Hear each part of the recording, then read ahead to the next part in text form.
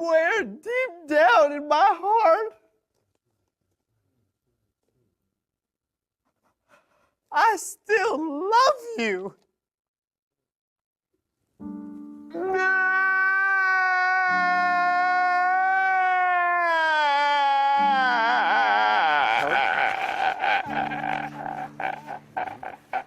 All over the Western world, men have become more and more emotional. Men have started trading in their manhood for femininity, feminine behaviors, feminine attributes, and feminine values. It seems to be an epidemic. We are now told that men can be women and women can be men. We are told that it no longer matters whether you identify as a man or a woman. But what happens to society when men are no longer allowed to be men?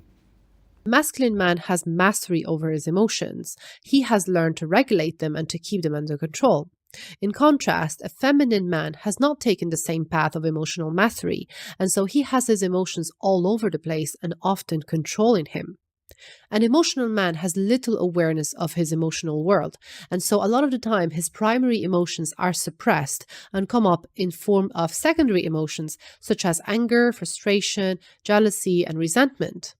His typical reactions are dramatic, impulsive, and over the top, and he exhibits behaviors of negative feminine nature such as vengeance, passive aggressiveness, manipulation, and deception. But why have men become like this? Well, to understand that, you'd have to go back at least 5 decades. For 5 decades, women have been asking men to be more in touch with their feminine side, more emotional, and the result of that has been for men to swing the complete other way. Men have completely checked out of their manhood and become part of a new community that is now known as the LGBTQ. You know, I'd say the LGBTQ community, if you use their own logic, they can't exist. And when I say that, I mean this. The L in LGBTQ means what? Lesbian. Right, okay. And a lesbian is what?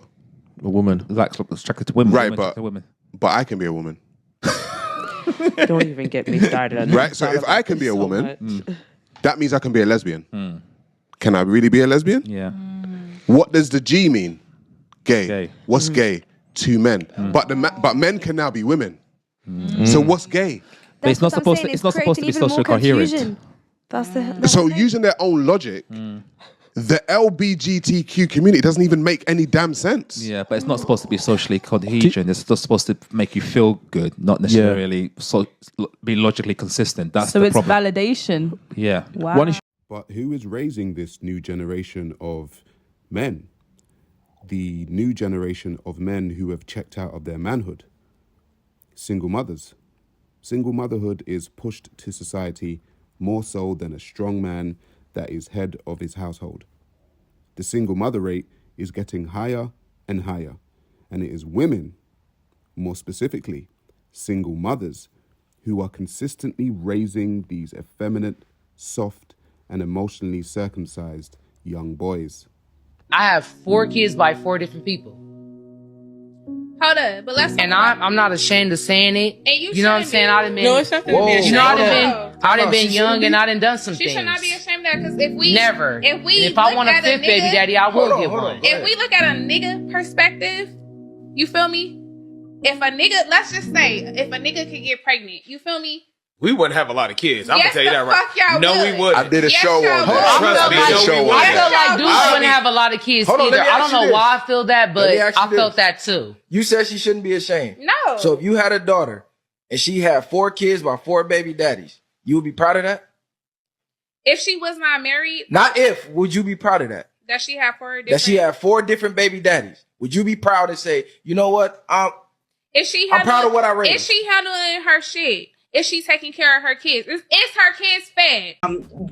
You have any children? Yes, How many? I have 1. Boy or girl? I have a boy.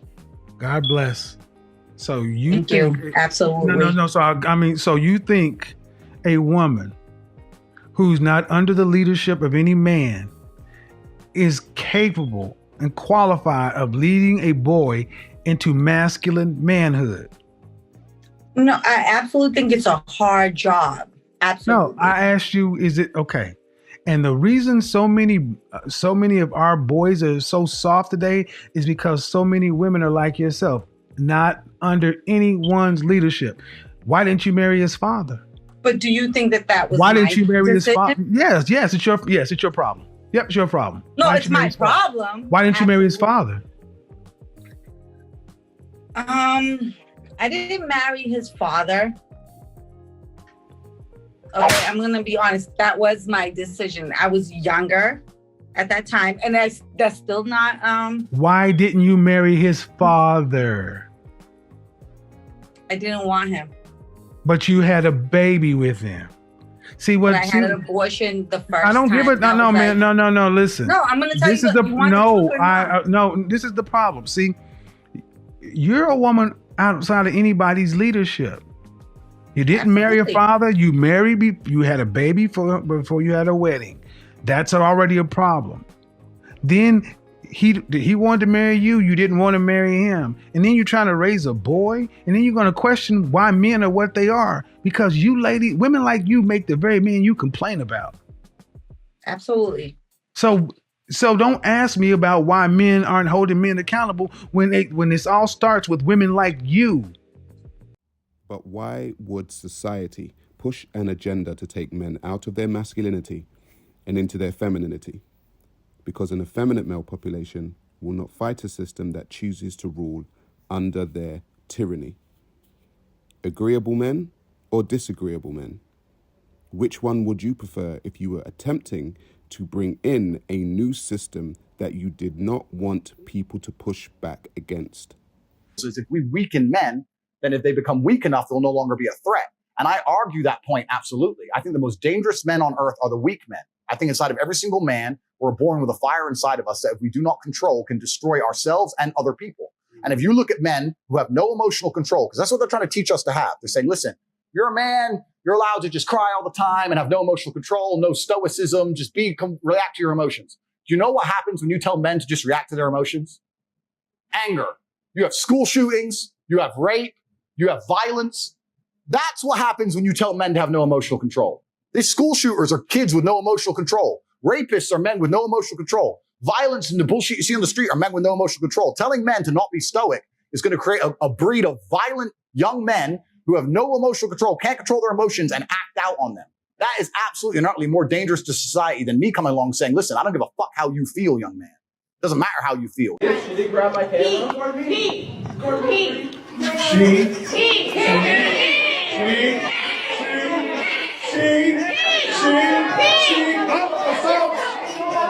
Hey, police, I just got spit on.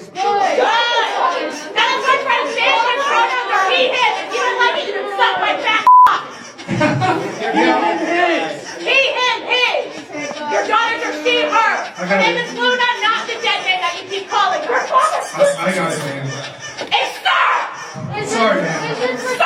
Man. Is it respectful? Is it respectful right here? You're a woman. He's a man! He's a man!